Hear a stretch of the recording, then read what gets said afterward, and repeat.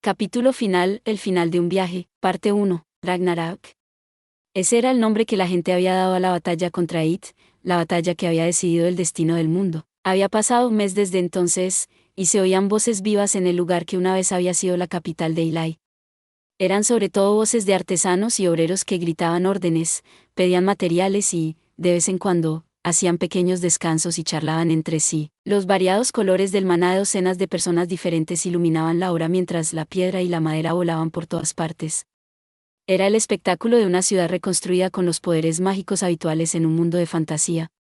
La capital de Ilai había sido destruida en su mayor parte cuando Hajime había volado la montaña divina.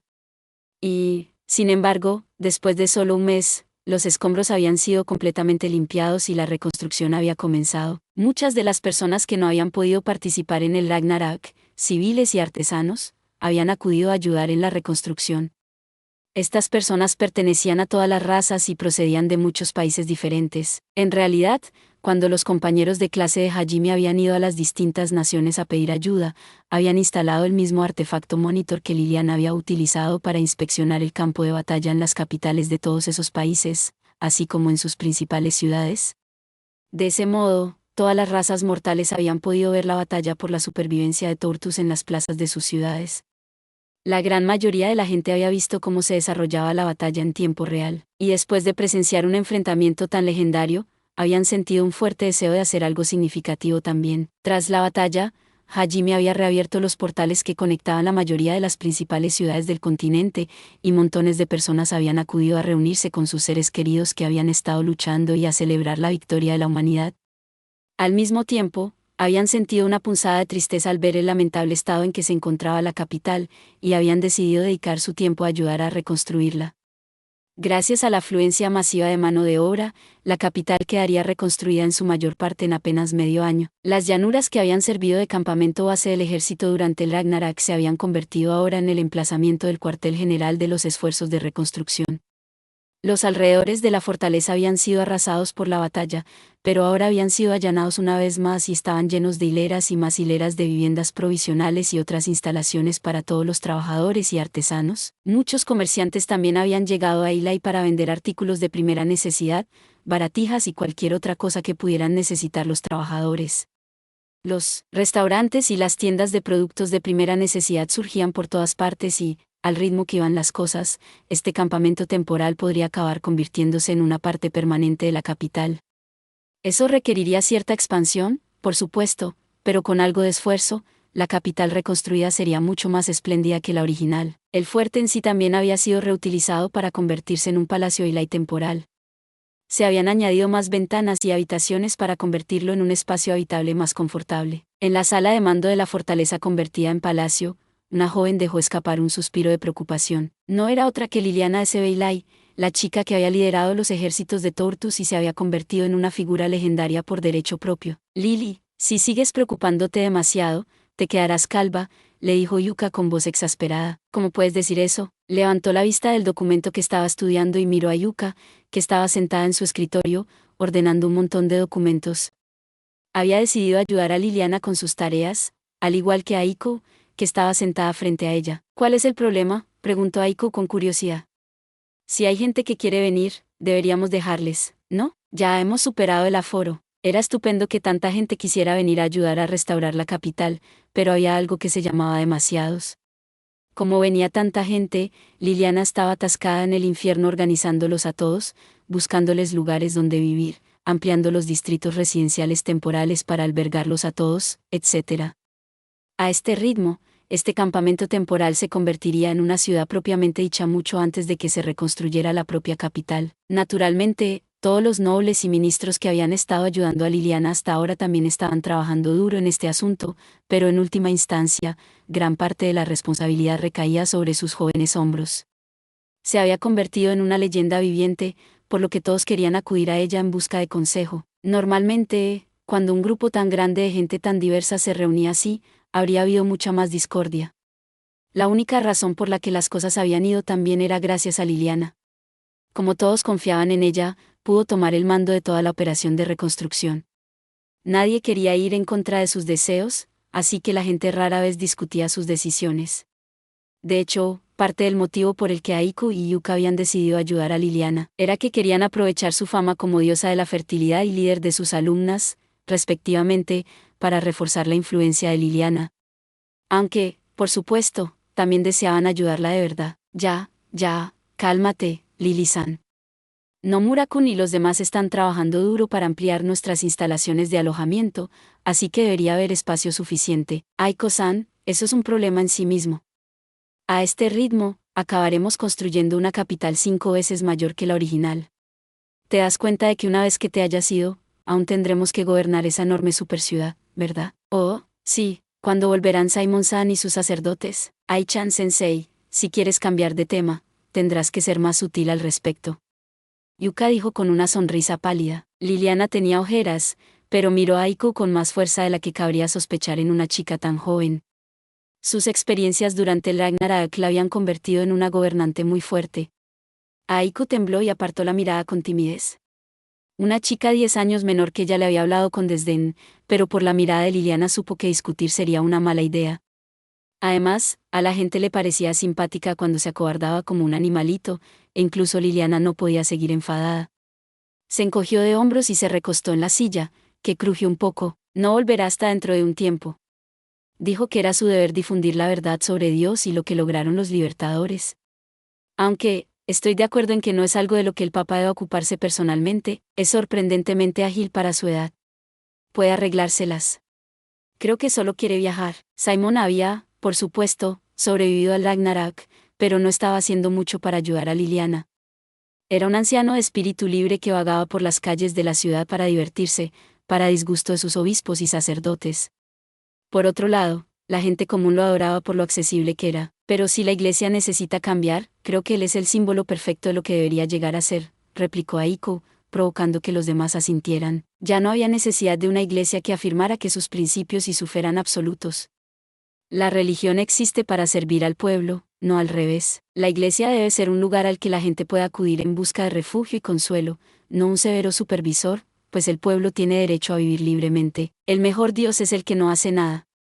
Uno que simplemente vigila la vida de los mortales y los bendice desde lo alto. Si la gente necesita salvación, debe recurrir a los demás. Si la gente necesita apoyo, deben recurrir los unos a los otros. Los que hacen el bien son hombres santos, independientemente de la túnica que lleven. Estos son los preceptos de nuestra nueva iglesia. Los nuevos principios enunciados por el Papa Simón se apartaban radicalmente de lo que había sido la iglesia hasta entonces. Había esperado a que las cosas se calmaran un poco para desvelarlos, ya que sabía que causarían mucha confusión entre los creyentes. Y, como era de esperar, así fue, pero desde que empezó a hablar con los plebeyos, a pesar de que los fieles lo consideraban una encarnación viviente de Dios, poco a poco fueron aceptando su nueva doctrina. Era difícil que la gente pensara que había algo tan sagrado e inviolable que mereciera obediencia absoluta cuando su papa compraba brochetas en los puestos de la ciudad y se las comía en la calle, sobre todo teniendo en cuenta cómo huía como un murciélago del infierno cada vez que sus obispos venían a arrastrarlo de vuelta a sus verdaderas obligaciones. Por supuesto, algunas personas se habían quedado tan sorprendidas que habían ido a los hospitales diciendo que tenían alucinaciones, pero en general, los esfuerzos de Simon habían sido positivos. Tienes razón en que hay cosas que solo pueden lograrse con un papa como él, Aiko-san. Arreglar los valores retorcidos de la vieja iglesia y difundir la verdad sobre los libertadores son ambas cosas importantes. ¿La verdad, dijo Yuka con una expresión extraña. Hajime había hecho un añadido a la falsa historia que había inventado con Liliana sobre los dioses buenos y malos. Ahora que la política de la iglesia había cambiado, había podido incluir algo sobre los libertadores. Quiero decir, ¿es mayormente cierto? Existe un dios real llamado Libre, pero un dios malvado llamado Itruge ocultó la verdad de su existencia y fingió ser el creador de Tortus. Los libertadores eran un grupo de valientes héroes que se reunieron para acabar con él y liberar al mundo de su tiranía, pero no fueron capaces de derrotarle y fueron marcados como corruptos después de que él destruyera su organización. Aún así, no se rindieron y crearon los laberintos para transmitir sus poderes a las personas que consideraban dignas. Su líder fue el que nos salvó de la aniquilación durante el Ragnarök, Milady Reisen. Esa es la historia, ¿verdad?, dijo Aiko, terminando el relato para Liliana, y frunciendo el ceño igual que Yuka. Solo que a Liliana no parecía importarle que estuvieran falseando un poco la verdad. No necesitamos una verdad que solo traerá sufrimiento a la gente. Claro que parte de esa historia es mentira, Pero si esa pequeña mentira ayudará a la gente a mantener su fe sin desesperarse y a detener conflictos innecesarios, entonces, ¿cuál es el problema? Yuka y Aiko intercambiaron miradas, impresionadas por el razonamiento de Liliana. Luego se sonrieron un poco, contentas de verla crecer.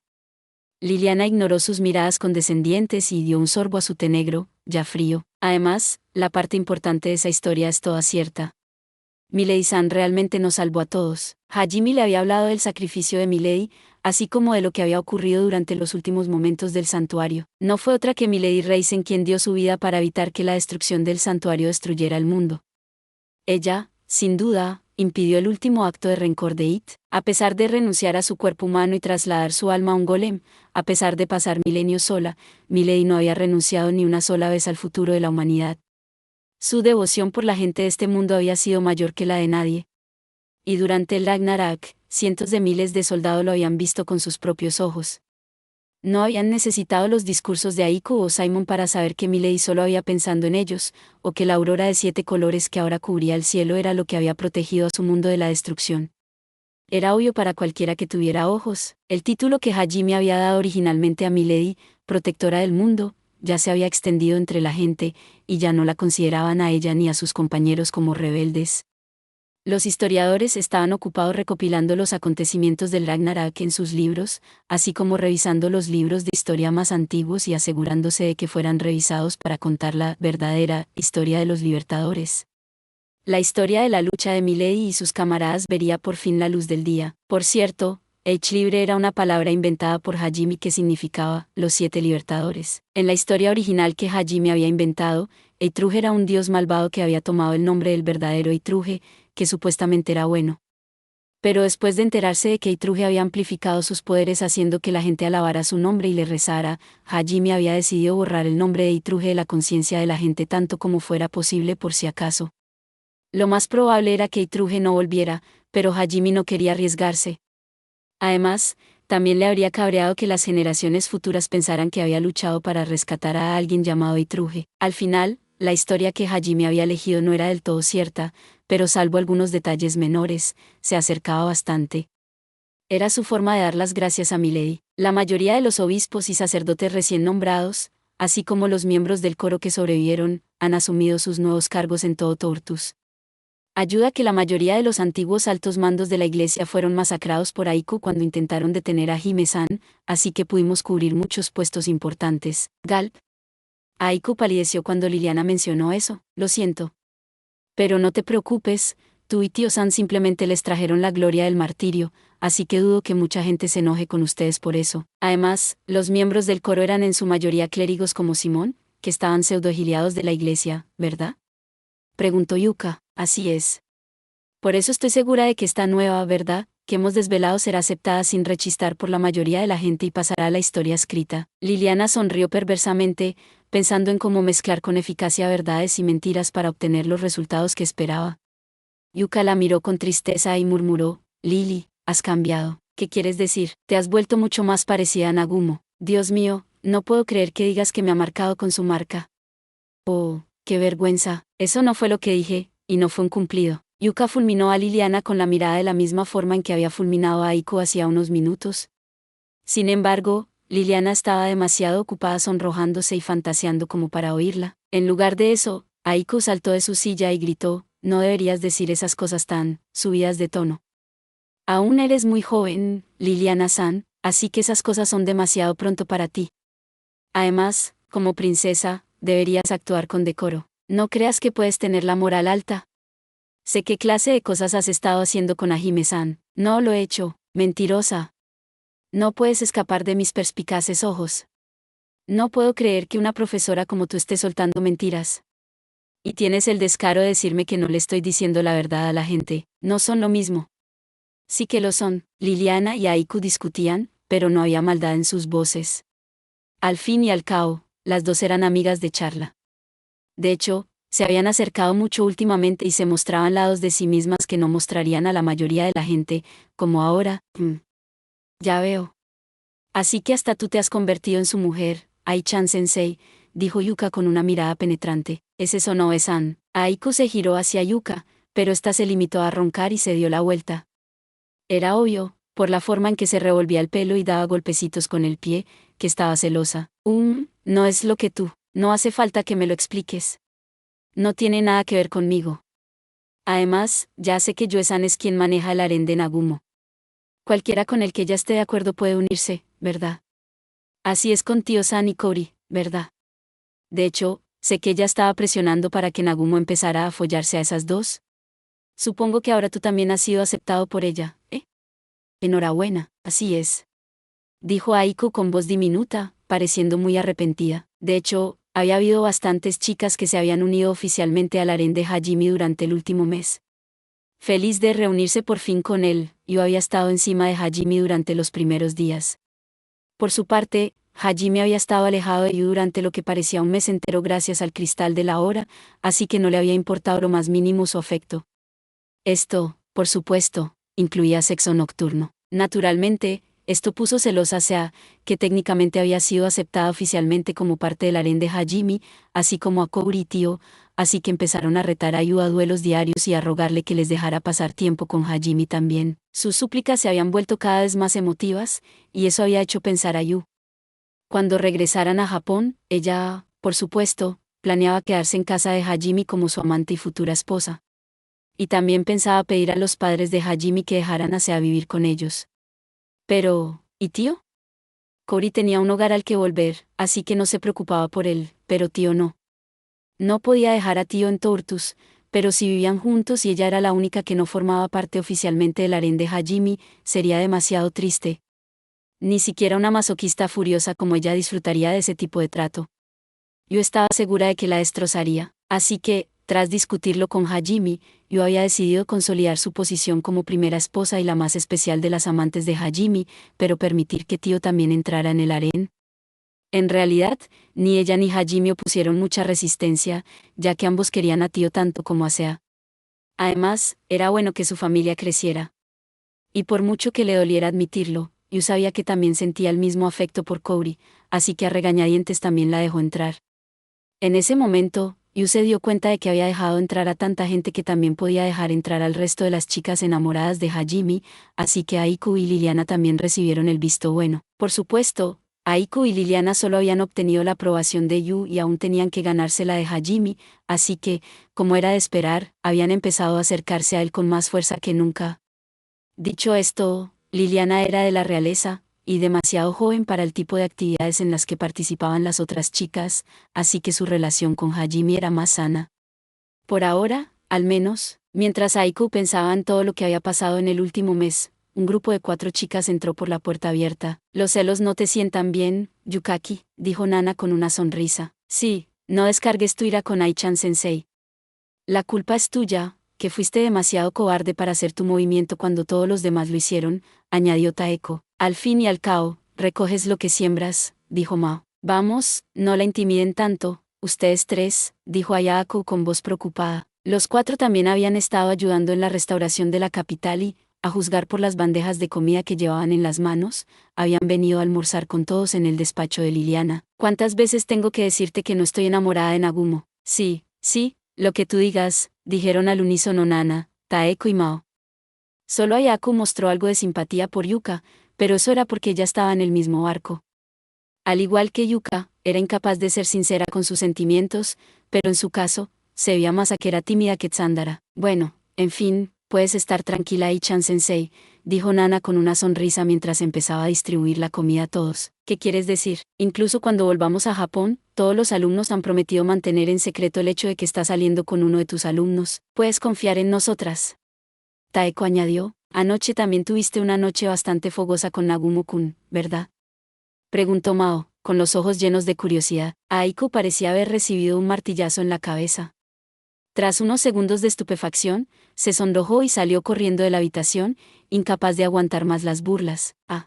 Al salir, se encontró con Atsushi, Noboru, Akito, Hugo, Kentaro y Koki, que también habían estado ayudando en la restauración de la capital. Sus ojos se cruzaron con los de Atsushi y se produjo una larga e incómoda pausa. No te preocupes, también mantendremos tu relación en secreto, dijo Atsushi al cabo de un momento. Cubriéndose la cara con las manos, Aiko volvió a la habitación, totalmente derrotada. Se sentó en un rincón y se acunó las rodillas, meciéndose de un lado a otro, atormentada por una mezcla de vergüenza y autodesprecio. ¿He dicho algo malo?, preguntó Atsushi. Quiero decir, ¿qué más había que decir?, replicó Akito mientras apoyaba una mano reconfortante en el hombro de Atsushi. Amigo, todavía no puedo creerlo. Quiero decir, lo sospeché cuando le pidió a Nagumo que la llamara por su nombre de pila en el castillo del Señor de los Demonios, pero, amigo, ese tipo sí que sabe moverse, dijo Noboru con admiración a regañadientes. Dejad de molestar a Ai-chan, chicos, dijo Nana. No quiero oírte decir eso, Miyazaki, replicó Atsushi. Los chicos también entraron en la habitación con sus almuerzos y se unieron a los demás. El resto de sus compañeros también llegarían pronto. Desde el Ragnarok, habían estado comiendo juntos la mayoría de las veces. Afortunadamente, el despacho era lo suficientemente grande como para acomodarlos a todos. Sin embargo, había un estudiante en particular que dudaba en unirse al grupo. ¿Qué pasa, Amano Gawa?, preguntó Hugo, volviéndose hacia Koki, que seguía de pie en la puerta. Oh, creo que comeré en otro sitio después de todo. Koki respondió con una sonrisa incómoda. Pero en cuanto dio un paso atrás, Kentaro, que estaba al fondo del grupo, le dio una ligera patada en la espalda. No seas estúpido. No vamos a condenarte al ostracismo solo porque cometiste algunos errores en el pasado. Date prisa y entra ahí. Vaya, Koki tropezó hacia adelante, entrando en la habitación.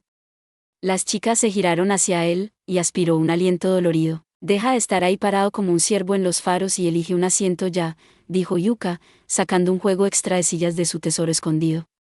Al darse cuenta de que ya era demasiado tarde para marcharse con elegancia, Koki cogió una silla vacilante. Ya no desprendía carisma con cada uno de sus movimientos, como la primera vez que fue convocado aquí. Parecía que lo había perdido junto con la confianza en sí mismo. Aunque era el héroe, se había pasado al bando enemigo justo antes de la batalla campal por la supervivencia de la humanidad.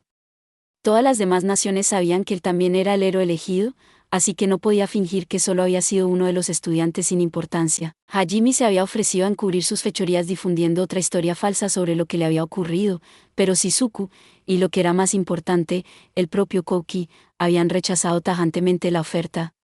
Durante el último mes, Koki había aceptado la verdad que tanto se había esforzado en negar, y había ido pidiendo disculpas a todos aquellos a los que había agraviado y haciendo todo lo posible por ayudar en la restauración. Como era de esperar, no había sido fácil conseguir que la gente de Tortus le perdonara. Los líderes de las distintas naciones, así como el pueblo llano, seguían mirándole con recelo y desconfianza. Koki había pasado el último mes exponiéndose a propósito a sus miradas hostiles. De hecho, incluso algunos de sus compañeros seguían enfadados con él.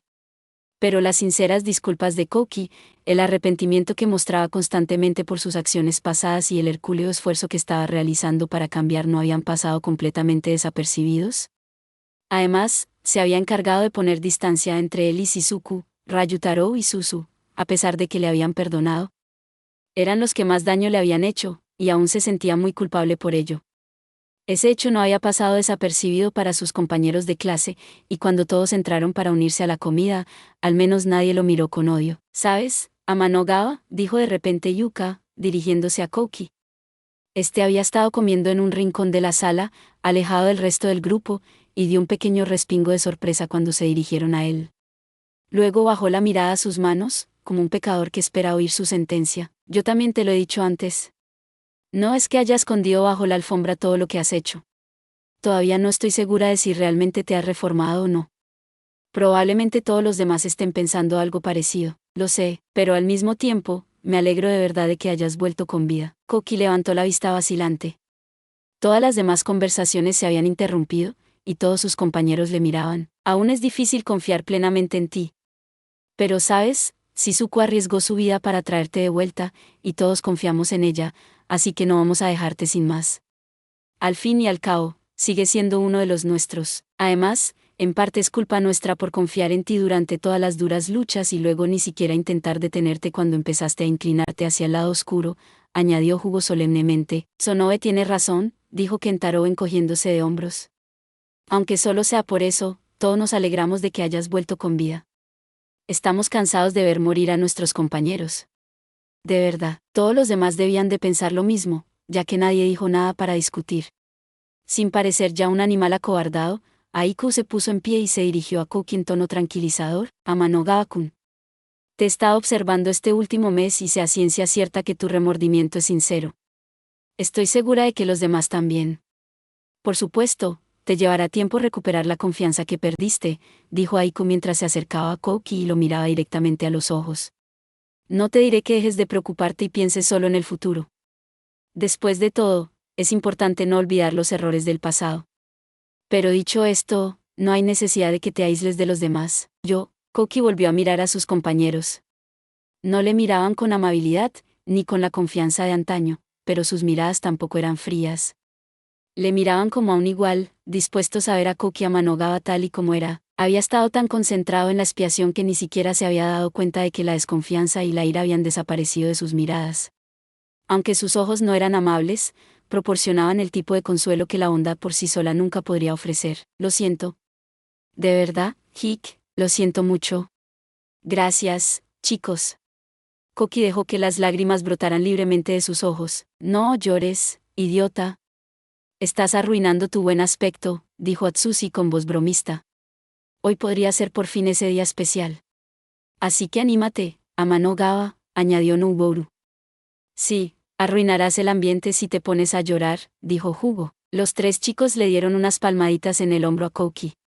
Eso también le dio a Koki el consuelo que tanto necesitaba. La conversación se reanudó entre los estudiantes y empezaron a hablar del día especial que había mencionado Noboru. Tragándose los sollozos, Koki dedicó a todos una débil sonrisa y volvió a su comida. Cuando todos habían terminado de comer, Helena entró en el despacho. Princesa, mis disculpas por interrumpir su comida. Helena miró a Aiku y Yuka, luego sonrió y dijo, traigo noticias de Nagumo-sama. Dice que los preparativos están completos. Las alumnas intercambiaron miradas, con los ojos brillantes de esperanza. Gracias por ver. Si te gustó este contenido, no olvides darle like, compartir y suscribirte para más videos similares. Nos vemos en el próximo video.